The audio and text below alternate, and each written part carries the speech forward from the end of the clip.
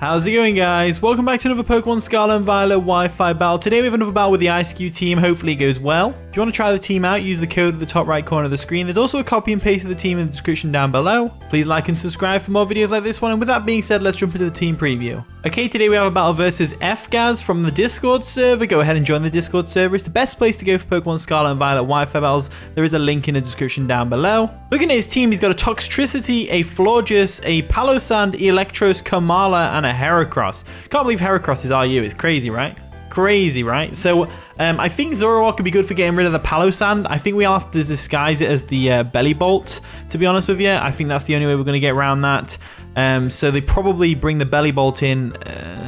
No, they probably bring the Florges in against the Bellibolt because we could have I think we disguise as Reveroom this turn because Reveroom is going to bring in the Palossand. So we'll go ahead and lead off with Bellibolt because Bellibolt can do a lot to the whole team.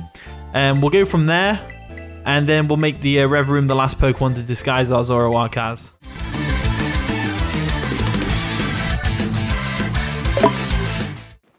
And the battle begins. So FGaz over there is going to lead off with Jelly, the Palossand, as we led off with Frogstar, the frog. So we could go straight for Muddy Water. I can definitely take an Earth Power. They probably go for a Stealth Rock anyway, so I'm going to go ahead and do that. There we go. Muddy Water comes through. It's going to miss, unfortunately, but what can you do about that? They do get the Stealth Rocks up, unfortunately, for us. So they probably switch out now, expecting a Muddy Water again.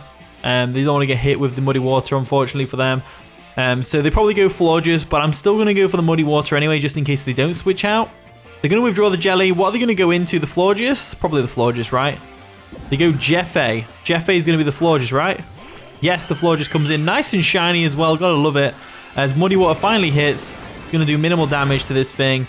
But it's absolutely fine because we do have a good switch in and we got the accuracy drop as well, which is great. So we'll go for a Volt Switch real quick and hopefully we can get some damage off. They go for a Psychic. That's going to boost our Electromorphosis, which is in turn going to make this Volt Switch hurt even more. So that's great for us. We get a free switch in as well with the Reveroom. So Reveroom can come in nice and powerfully. We could probably go Reveroom now. Then we could probably go Zoroark now and expect them to go back into the Palossand, right? We could probably do that. We could probably do just that. So let's go into Noom real quick, the Reveroom. We're going to get some Stealth Rocks dug in, which is unfortunate. But they don't know we are a Zoroark. So hopefully, if I make this play right, we can get the Palossand on the switch in. Because Palossand is their best switch into Reveroom. Let's click Night Daze and go for it. They're going to withdraw. Okay, cool. Are we going to catch the Palossand on the switch? That'd be amazing if we did. Jimmy's not the Palossand.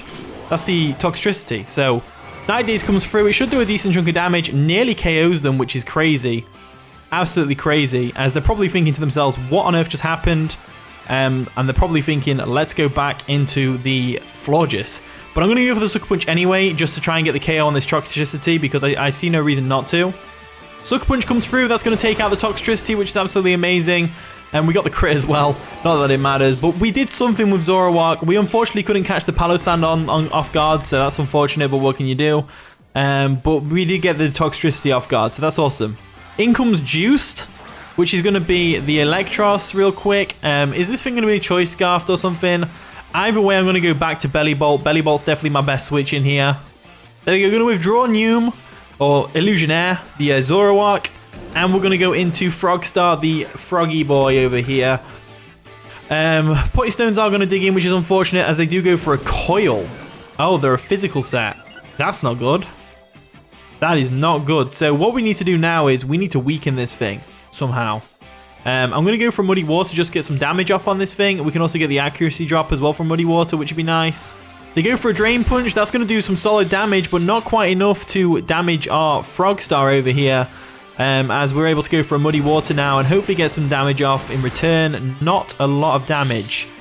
Not a lot of damage, and they are Leftover Coil. So Leftover Coil, they're probably specially defensive. So I'm wondering what to do here. I think we go straight for a Volt Switch here because it's going to get boosted by Electromorphosis. So they go for another Drain Punch. That's going to do some solid damage to the Frog, which is unfortunate, but what can you do about that? It's going to get them right back up to full. But this next boosted Volt Switch should do some decent damage. Maybe not. Does more than Muddy Water did, which is good enough for me. So that's fine. What we can do now is we could go into our Rev Room. We could go into Eiscue. We know it's physical, so we can definitely go into Eiscue, actually. We can definitely go into Eiscue. We know we outspeed pretty much everything on the team. So let's go Eiscue. And Eiscue's not going to sweep by any means. That's not what's going to happen here. Eiscue does not sweep here. Because A, the Heracross is probably scarfed. B, well, I don't know. If the Heracross isn't scarfed, we might sweep. Let's go for a Belly Drum and find out. Belly Drum comes through. We do outspeed the Electros, which is good to know. It's going to get us a nice boost in our attack, as we're going to pop a Sitrus Berry real quick, which is absolutely great. So let's see what this thing's going to do to us. Let's see what it's going to do to us. So they go for a Coil again. Interesting. Interesting. So Coil comes through. The boosting up. Which is fair enough. I'm wondering whether Ice Spinner can actually KO. Because we're still in our Ice Cube form now. Because they didn't attack us, we're still in our Ice Cube form. So let's go for the Ice Spinner and find out how much damage we're talking here. Ice Spinner comes through. It should do a lot of damage. Might not KO though. As they do, it just barely survive the KO. As we're able to get our Drain Punch off, which is going to break our Ice Face, which is great. So Eiscue is so cute. I love Eiscue so much. It's such a cool Pokemon. They do get Leftovers recovery, but now, and they don't get any Drain Punch recovery from the Ice Face, which is interesting. Because you do from Substitute, but it makes sense because you're not using HP to use the Ice Face, so that makes sense. So let's go for an Ice Spinner again, and just KO the Electros real quick. There we go. There we go. There we go. So down goes the Electros, which is absolutely amazing. So Eiscue's looking pretty good right now. In comes Jerry. Jerry's going to be the Heracross. Now, we all know how this is going to go down. It's going to be Scarfed. It's going to get Moxie. We probably are better off going into the Bellibolt and then hard into the Arcanine, get the Intimidate top, go for the Flare Blitz. I don't want to risk Eiscue going down because it's going to be really useful against the rest of the team. It's going to hit the Florges pretty hard. It's going to hit the Palossand pretty hard. Bellibolt, on the other hand, is not really doing anything for us. So let's go ahead and sack Bellibolt off. It is a shame to have to withdraw after you've just got a Belly Drum up, but it could be Scarfed, and I don't want to lose Eiscue. I don't want to lose Eiscue this early when we have Bellibolt here just being useless and fat.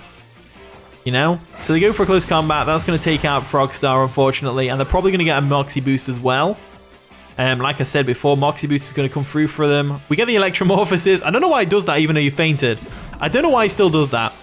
But they're going to get a Moxie boost now, right? Yeah, Moxie boost. So they're definitely Choice Scarf Moxie, which is fine. Absolutely fine. We do have options. We can go Reverum, who is Scarfed as well. We can go Altaria, who can wall it. Or we can go Arcanine, get the Intimidate off and go for a Flare Blitz. Flare Blitz is going to hurt everything on the team. Altaria, on the other hand, is just going to bait in the Florges, which is like, eh. So I think I'm going to go with the Arcanine option because this is the only time I can see Arcanine being too useful against their team. Getting the Intimidate off is going to be really clutch, of course. So let's go for the Intimidate real quick. There we go. And then we go Altaria. Now, then we go for a Flare Blitz. They're going to withdraw. Okay, cool. They're going to withdraw. They don't want to get hit by a Flare Blitz. So they're going to go into Jelly, which is going to be the Palossand. How well is Palossand taking this Flare Blitz? That's the real question. Flare Blitz comes through. Is it a 2-hit KO? Please be a 2-hit KO. It is a 2-hit KO. Cool. Absolutely belting. Absolutely What is going on with that Palossand?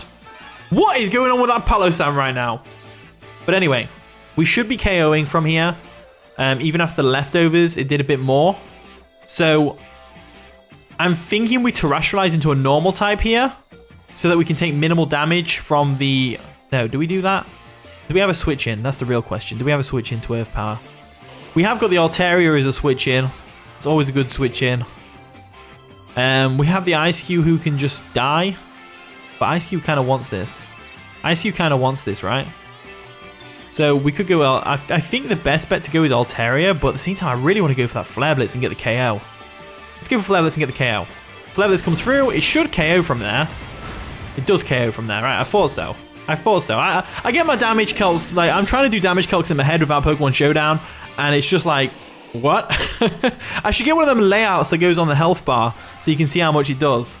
So anyway, Palossand's down. That's great news for us. In comes Jerry, which is going to be the Heracross again. Nice and Choice Scarfed, of course. We're going to see a close combat or an Earthquake or a Stone Edge. Gonna go ahead and go into Altaria now. I think that's a good time to go into Altaria, to be honest with you. There we go, gonna withdraw our Arcanine. We're going to go into our Altaria because Altaria can definitely take a hit from this Heracross, no problem. We are physically defensive. They go for a close combat. That's absolutely fine. The choice locked in, which we know. They're going to get a defense drop, which is great. And now we're going to see a Florges switch back in. So what we can do now is go back into Reveroom and we can fire off a Gunk Shot and it's going to hurt everything on their team. So that's exactly what I'm going to do.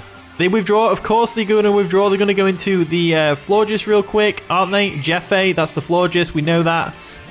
Florges is a great switch for Altaria, that's for sure. But unfortunately, we read that like a book. And we're going to be able to go into our Reveroom now, which is going to be able to get the offensive momentum for us. So that's amazing for Reveroom. Let's go straight for a Gunk Shot. I don't see any reason not to be honest with you. Gunk Shot's going to come through. That's definitely going to KO the Florges. They kind of had to let it go down there, unfortunately for them. As down goes the Florges, which is amazing because it means Altaria now has a good way of walling the... well, it's good. Altaria is a contender for taking out the Heracross, that's for sure. So, anyway, in comes the Heracross now. We should outspeed and go for a Gunk Shot here, right? It won't KO, but we should be able to outspeed and we'll be able to get some damage off. And then they go for a close combat and take us out, right? Let's go for it. Let's go for it. Let's go for it. We should outspeed. We're Choice Scarfed. Gunk Shot comes through. We are outspeeding this thing. No problem. Nearly gets the KO. We get the poison, which is amazing. Absolutely amazing as they go for a close combat. And that's probably going to take us out. We lived! We lived on like 1 HP, 8 HP, but still the same thing as they're going to go down to poison this next turn anyway. So that's absolutely amazing. So Reveroom coming through for us right now. Reveroom the monster. Reveroom the monster. In comes Genadrill, which is going to be the Kamala. Now, this thing can probably take a Gunk Shot, right? This thing can definitely take a Gunk Shot. It's not going to get poisoned either because of the Comatose. We just go for the Gunk Shot here and get some damage off on this thing. We might miss, but we might not at the same time. There we go. Gunk Shot comes through. We don't miss, which is great. Going to do some solid damage to this thing as it goes for a Rapid Spin, and that's going to be able to KO us. But it does give them that nice and powerful speed boost, so that's amazing for them. However, we do have the Arcanine in the back who can terrestrialize into a... Oh, no, because...